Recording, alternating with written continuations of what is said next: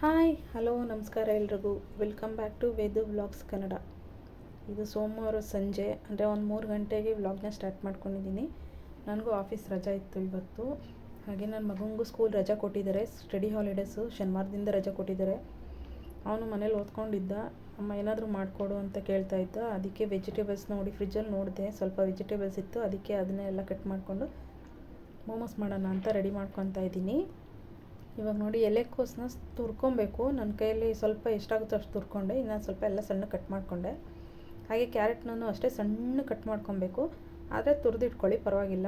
ಮತ್ತು ಹಸಿರು ಮೆಣಸಿನ್ಕಾಯಿ, ಸ್ವಲ್ಪ ಹಸಿರು ಮೆಣಸಿನ್ಕಾಯಿ ಯೂಸ್ ಮಾಡೋದು ನನಗೇನು ಅಷ್ಟೊಂದು ಇಷ್ಟ ಆಗಿಲ್ಲ, ಯೂಸ್ ಮಾಡೋದೇನು ಬೇಡ ಅಂತ ನಾನು ಅಂದ್ಕೊಂಡಿದ್ದೀನಿ. ಚೂರು ಇದು ಶುಂಠಿ ಒಂಚೂರು, ಸ್ವಲ್ಪ ಬೆಳ್ಳುಳ್ಳಿನ ಕಟ್ ಮಾಡಿ ಇಟ್ಕೊಬೇಕು. ಹಾಗೆ ಸ್ವಲ್ಪ ಈರುಳ್ಳಿನೂ ಕಟ್ ಮಾಡಿ ಇಟ್ಕೊಬೇಕು. ಈರುಳ್ಳಿ ಕಟ್ ಮಾಡೋದೊಂದು ಸ್ಕಿಪ್ ಆಗಿದೆ. ಈರುಳ್ಳಿನೂ ಸ್ವಲ್ಪ ಕಟ್ ಮಾಡಿ ಇಟ್ಕೊಳ್ಳಿ. ಹಾಗೆ ಇದನ್ನು ಸ್ವಲ್ಪ ನೀರಿನ ಅಂಶ ಇರುತ್ತೆ, ಅದನ್ನೆಲ್ಲ ಚೆನ್ನಾಗಿ ಹಿಂಡ್ಕೊಂಡು ಒಂದು ಬೌಲ್ಗೆ ಹಾಕೊತಾ ಇದ್ದೀನಿ. ಅದರಲ್ಲಿರೋ ನೀರಿನ ಅಂಶ ಏನೂ ಇರಬಾರ್ದು, ಇಲ್ಲಾಂದರೆ ಮೋಮೋಸ್ ಚೆನ್ನಾಗಿ ಬರೋದಿಲ್ಲ. ನೋಡಿ ಇವಾಗ ಅದನ್ನು ನೀರಿನೆಲ್ಲ ಅಂಶ ಎಲ್ಲ ನಾನು ಹಿಂಡ್ಬಿಟ್ಟಿದ್ದೀನಿ. ಆ ವಿಡಿಯೋ ಒಂದು ಸ್ಕಿಪ್ ಆಗಿದೆ. ಇವಾಗ ನೋಡಿ ಇದನ್ನೆಲ್ಲ ನಾನು ಮಿಕ್ಸ್ ಮಾಡ್ಕೊತಾ ಇದ್ದೀನಿ. ಸ್ವಲ್ಪ ಪೆಪ್ಪರ್ ಪೌಡರು ಹಾಕ್ಕೊಬೇಕು. ಪೆಪ್ಪರ್ ಪೌಡರ್ ಹಾಕ್ಕೊಂಡು ನೀಟಾಗಿ ಮಿಕ್ಸ್ ಮಾಡಿಕೊಂಡು, ಸಾಲ್ಟೇನು ಈಗಲೇ ಹಾಕೋ ಅವಶ್ಯಕತೆ ಇಲ್ಲ. ಲಾಸ್ಟಿಗೆ ಇನ್ನೇನು ಮೋಮೋಸ್ ಒಳಗೆ ಇದು ಮೈದಾದು ಪ್ಲೇಟ್ಸ್ ಬರುತ್ತಲ್ಲ, ಅದ್ರಲ್ಲಿ ಹಾಕೋವಾಗ ಬೇಕಾದ್ರೆ ಹಾಕ್ಕೊಂಡ್ರೆ ಚೆನ್ನಾಗಿರುತ್ತೆ. ಹಾಗೆ ಸ್ವಲ್ಪ ಕೊತ್ತಂಬರಿ ಸೊಪ್ಪನ್ನು ಹಾಕ್ಕೊತಾ ಇದ್ದೀನಿ. ನೋಡಿ ಪೆಪ್ಪರ್ ಪೌಡರ್ ಹಾಕ್ಕೊಂಡ್ಮೇಲೆ ಚೆನ್ನಾಗಿ ಮಿಕ್ಸ್ ಮಾಡ್ಕೊತಾ ಇದ್ದೀನಿ. ಇನ್ನೊಂದು ಕಡೆ ಕೆಂಪು ಚಟ್ನಿಗೆ ಸ್ವಲ್ಪ ನೀರು ಹಾಕ್ಕೊಂಡು ಚೆನ್ನಾಗಿ ಕುದಿಯೋಕೆ ಇಟ್ಬಿಟ್ಟು, ಬೆಳ್ಳುಳ್ಳಿ ಬಿಡಿಸ್ಕೊಂಡು ಇಟ್ಕೊಂಡಿದ್ದು ಬೆಳ್ಳುಳ್ಳಿನೂ ಮತ್ತು ಇದು ಬ್ಯಾಡಗಿ ಮೆಣಸಿನ್ಕಾಯಿ ಇದ್ದರೆ ಬೆಟರು, ಚೆನ್ನಾಗಿರುತ್ತೆ. ನನ್ನ ಹತ್ರ ಬ್ಯಾಡಗಿ ಮೆಣಸಿನ್ಕಾಯಿ ಇರಲ್ಲ, ಅದಕ್ಕೆ ಖಾರದ ಮೆಣಸಿನ್ಕಾಯಿನ ಹಾಕ್ಕೊಂಡು ಅಂದರೆ ಕುದಿಯೋಕೆ ಇಟ್ಕೊಬೇಕು. ಒಂದು ಟೊಮೆಟೊ ಹಾಕ್ಕೊಂಡು ಅದಷ್ಟನ್ನು ಚೆನ್ನಾಗಿ ಕುದಿಯೋಕ್ಕೆ ಬಿಟ್ಬಿಟ್ಟು, ಈ ಕಡೆ ಇನ್ನೊಂದು ಬೌಲ್ ಇಟ್ಕೊಂಡು ಮೈದಾ ಹಿಟ್ಟು ಹಾಕ್ಕೊಂಡು ಸ್ವಲ್ಪ ಉಪ್ಪು ಹಾಕ್ಕೊಂಡು ಮೈದಾ ಹಿಟ್ಟನ್ನ ಕಲಿಸ್ಕೊಬೇಕು ಚೆನ್ನಾಗಿ. ಸ್ವಲ್ಪನೇ ಮಾಡ್ತಾಯಿದ್ದೀನಿ, ಫಸ್ಟ್ ಟೈಮ್ ಮಾಡ್ತಾ ಇರೋದು, ಹೇಗೆ ಬರುತ್ತೆ ಅಂದ್ಬಿಟ್ಟು ಸ್ವಲ್ಪನೇ ಮಾಡ್ಕೊತಾ ಇದ್ದೀನಿ. ಟೇಸ್ಟ್ ಅಂತೂ ತುಂಬ ಚೆನ್ನಾಗಿತ್ತು. ಅದೇ ಸ್ವಲ್ಪ ಹಸಿರು ಮೆಣಸಿನ್ಕಾಯಿ ಸ್ಕಿಪ್ ಮಾಡೋದು ಬೆಟರ್ ಅನಿಸುತ್ತೆ, ಯಾಕಂದರೆ ಪೆಪ್ಪರ್ ಪೌಡರೇನು ತುಂಬ ಟೇಸ್ಟ್ ಚೆನ್ನಾಗಿರುತ್ತೆ. ಹಸಿ ಮೆಣಸಿನ್ಕಾಯಿ ಹಾಕೊಂಡ್ಬಿಟ್ರೆ ಅದು ಅಷ್ಟೊಂದಿರಲ್ಲ, ಒಂಥರ ಕಾರ್ಚ್ ಥರ ಆಗಿಬಿಡುತ್ತೆ. ನೋಡಿ ಇವಾಗ ಮೈದಾ ಹಿಟ್ಟು ಕಲಿಸ್ಕೊತಾ ಇದ್ದೀನಿ. ಸ್ವಲ್ಪನೇ ಮಾಡ್ಕೊತಾ ಇದ್ದೀನಿ. ಒಂದು 6 ಅಷ್ಟು ಆಯಿತು. ನನಗೂ ನನ್ನ ಮಗನಿಗೂ ಫಸ್ಟ್ ಟೈಮ್ ಅಲ್ವಾ ಟ್ರೈ ಮಾಡ್ತಿರೋದು, ಸುಮ್ಮನೆ ಎಲ್ಲ ಜಾಸ್ತಿ ಮಾಡ್ಕೊಂಡು ಹಾಳು ಮಾಡ್ಕೊಳ್ಳೋದು ಬೇಡ ಅಂತ ಮಾಡ್ತಾಯಿದ್ದೀನಿ. ಅದೇ ಚೆನ್ನಾಗಿ ಬಂದಿತ್ತು. ನನಗೆ ಹಸಿರು ಮೆಣಸಿನ್ಕಾಯಿ ಹಾಕೋದು ಬೇಡ ಅಂತ ನನಗೆ ಅನ್ನಿಸ್ತು. ನೋಡಿ ಇವಾಗ ಹಿಟ್ಟೆಲ್ಲ ಕಲಿಸ್ಕೊಂಡು ಇಟ್ಕೊಂಡಿದ್ದೀನಿ. ಹಾಗೆ ಸ್ವಲ್ಪ ಕೆಂಪು ಚಟ್ನಿನೂ ಮಾಡೋಕ್ಕೆ ಇಟ್ಕೊಂಡಿದ್ದೀನಿ. ಇವನ್ನೆಲ್ಲನೂ ಅಷ್ಟೇ, ಇನ್ನೇನಿಲ್ಲ. ಇದು ಪ್ಲೇಟ್ಸ್ ಎಲ್ಲ ಮಾಡಿಬಿಟ್ಟು ಆ ಬೇಲೆ ಬೇಯಿಸಿದ್ರೆ ಮೋಮೋಸ್ ರೆಡಿ ಆಗ್ತೈತೆ. ನೋಡಿ ಇವಾಗೆಲ್ಲ ಚೆನ್ನಾಗಿ ಕಲಸಿಟ್ಕೊತಾ ಇದ್ದೀನಿ.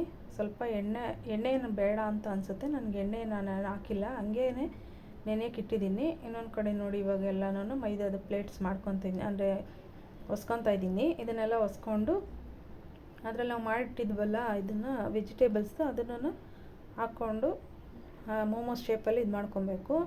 ಇವಾಗ ಈ ಟೈಮಲ್ಲಿ ಸಾಲ್ಟ್ ಹಾಕ್ಕೊಂಡ್ರೆ ಬೆಟರು, ಯಾಕಂದರೆ ನೀರು ಬಿಟ್ಕೊಂಬಿಡುತ್ತೆ. ಫಸ್ಟೇ ಸಾಲ್ಟ್ ಹಾಕ್ಕೊಂಬಿಟ್ರೆ ನೀರು ಬಿಟ್ಕೊಂಬಿಡುತ್ತೆ, ಅವಾಗ ಮೋಮೋಸ್ ಚೆನ್ನಾಗಿ ಬರೋದಿಲ್ಲ. ನೋಡಿ ನಾನು ಇವಾಗ ಉಪ್ಪು ಹಾಕ್ಕೊತಾ ಇದ್ದೀನಿ. ಉಪ್ಪು ಹಾಕ್ಕೊಂಡು ಕಲಿಸ್ಕೊತಾ ಇದ್ದೀನಿ.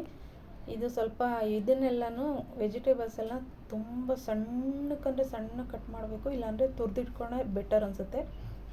ನಂಗೆ ತುರಿಯೋಕ್ಕೆ ಆಗಲಿಲ್ಲ, ಅದಕ್ಕೆ ನಾನು ಎಲ್ಲನೂ ಸಣ್ಣ ಕಟ್ ಮಾಡ್ಕೊಂಡಿದ್ದೀನಿ ಅಷ್ಟೇ. ಸ್ವಲ್ಪ ಚೆನ್ನಾಗಿ ತುರಿದಿಟ್ಕೊಂಬಿಟ್ಟು ನೀರನ್ನೆಲ್ಲ ಚೆನ್ನಾಗಿ ಹಿಂಡ್ಬಿಟ್ರೆ ತುಂಬ ಚೆನ್ನಾಗಿ ಬರುತ್ತೆ ಮೋಮೋಸು. ಇವಾಗ ನೋಡಿ ಅದನ್ನು ಮಧ್ಯದಲ್ಲಿ ಹಾಕ್ತಾಯಿದ್ದೀನಿ ಸ್ಟಫಿಂಗು, ಅದೆಲ್ಲ ಹಾಕ್ಬಿಟ್ಟು ನಿಧಾನಕ್ಕೆ ಚಿಕ್ಕದಾಗಿ ಇದು ಮಾಡ್ಕೊಬೇಕು. ಒಂಥರ ನೆರಿಗೆ ಕಟ್ತಾರಲ್ಲ ಆ ಥರ ತುಂಬ ಚಿಕ್ಕದಾಗಿ ಮಾಡಿಕೊಂಡ್ರೆ ಅಂದರೆ ಶೇಪ್ ಚೆನ್ನಾಗಿ ಬರುತ್ತೆ. ದೊಡ್ಡದಾಗಿ ಎಳೆದ್ಬಿಟ್ರೆ ಅದು ಚೆನ್ನಾಗಿ ಬರೋದಿಲ್ಲ. ನೋಡಿ ಇಷ್ಟಿಷ್ಟೇ ಚಿಕ್ಕದಾಗಿ ನೆರಿಗೆ ತೊಗೋತಾಯಿದ್ರೆ ಅದು ಒಂಥರ ಶೇಪ್ ಚೆನ್ನಾಗಿ ಬರುತ್ತೆ ಮೋಮೋಸ್ದು. ನೋಡಿ ನಾನು ಅಷ್ಟು ಚಿಕ್ಕದಾಗಿ ತೊಗೋತಾಯಿದ್ದೀನಿ. ಇದೇ ಥರನೇ ಸಣ್ಣಕ್ಕೆ ತೊಗೊಂಡ್ರೆ ಶೇಪ್ ಅಂತೂ ತುಂಬ ಚೆನ್ನಾಗಿ ಬರುತ್ತೆ. ನೋಡಿ ಇವಾಗ ಶೇಪು ಅಷ್ಟೇ ಚೆನ್ನಾಗಿ ಬರುತ್ತೆ ಮೋಮೋಸ್ದು. ನೋಡಿ ಎಷ್ಟು ಸಣ್ಣ ಕಟ್ತೀವೋ ಅಷ್ಟು ತುಂಬ ಚೆನ್ನಾಗಿ ಬರುತ್ತೆ. ನಾವು ದೊಡ್ಡ ಪ್ಲೇಟ್ಸ್ ತೊಗೊಂಬಿಟ್ರೆ ಅದು ಶೇಪ್ ಬರೋದಿಲ್ಲ.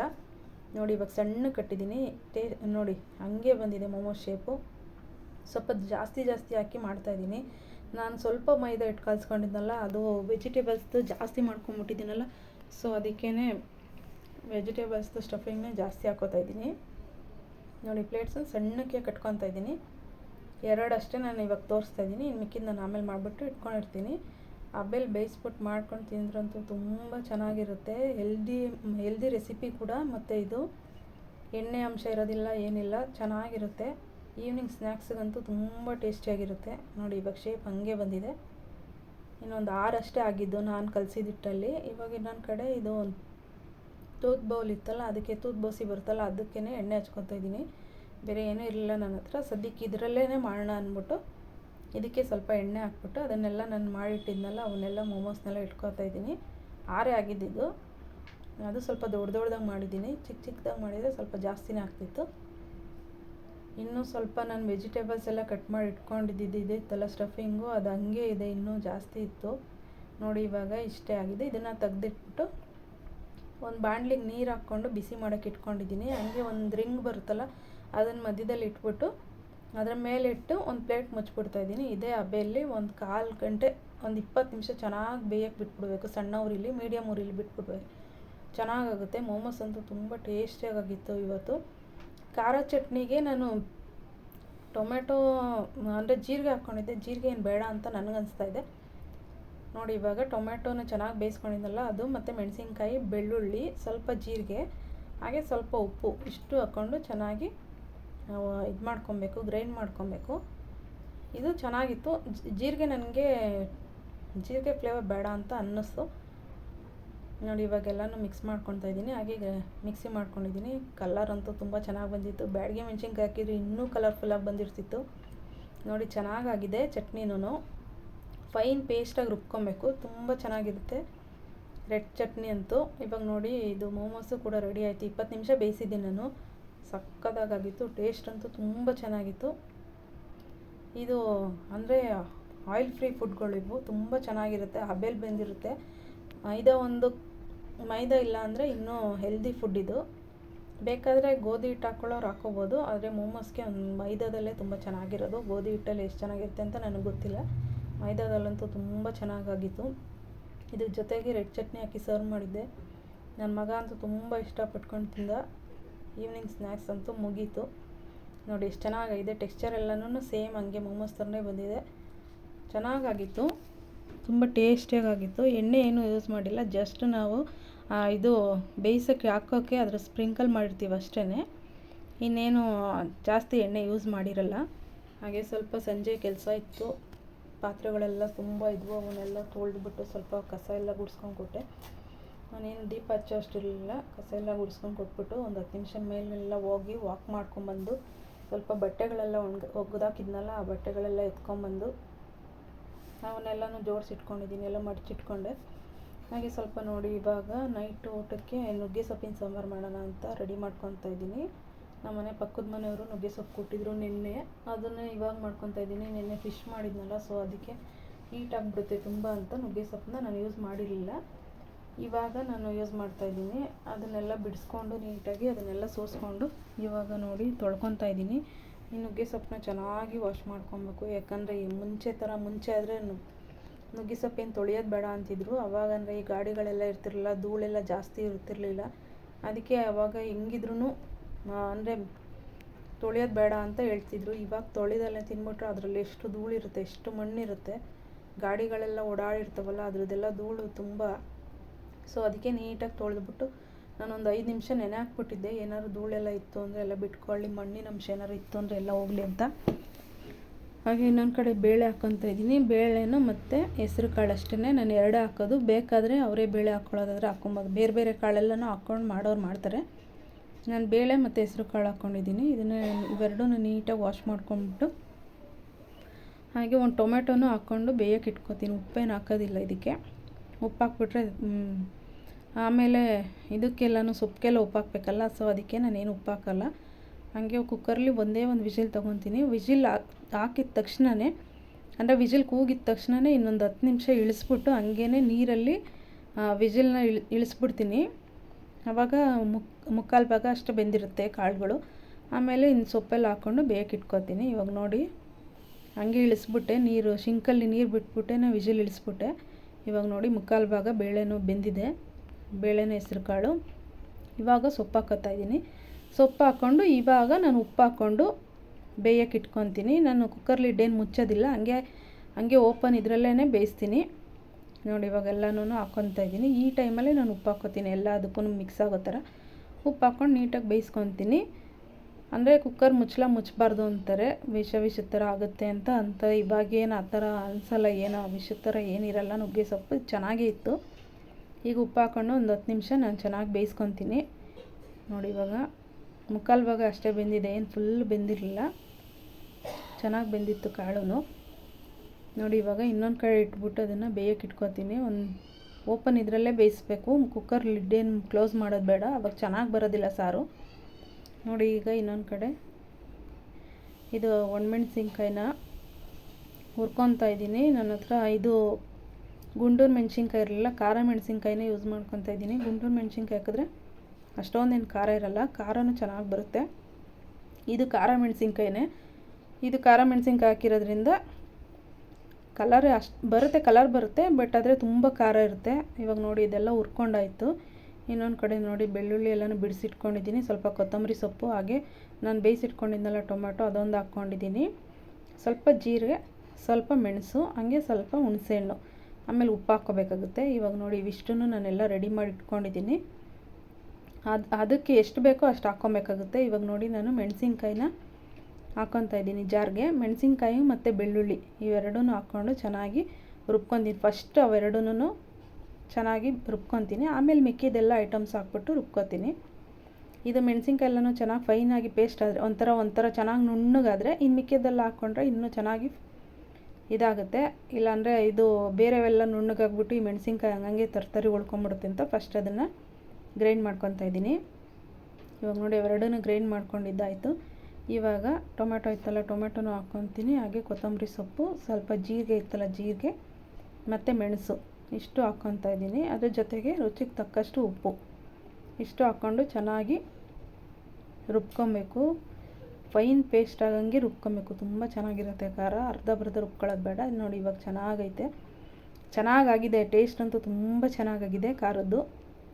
ನಾನು ರೆಗ್ಯುಲರಾಗಿ ಇದೇ ಮಾಡೋದು, ಆದರೆ ಗುಂಟೂರು ಮೆಣಸಿನ್ಕಾಯಿ ಹಾಕ್ತೀನಿ. ಇವತ್ತು ನನ್ನ ಹತ್ರ ಗುಂಟೂರು ಮೆಣಸಿನ್ಕಾಯಿ ಇಲ್ಲದೇ ಇರೋದ್ರಿಂದ ಖಾರ ಮೆಣಸಿನ್ಕಾಯಿ ಹಾಕ್ಕೋತಾ ಇದ್ದೀನಿ. ನೋಡಿ ಇವಾಗ ಖಾರ ಅಂತೂ ತುಂಬ ಟೇಸ್ಟಿಯಾಗಿತ್ತು.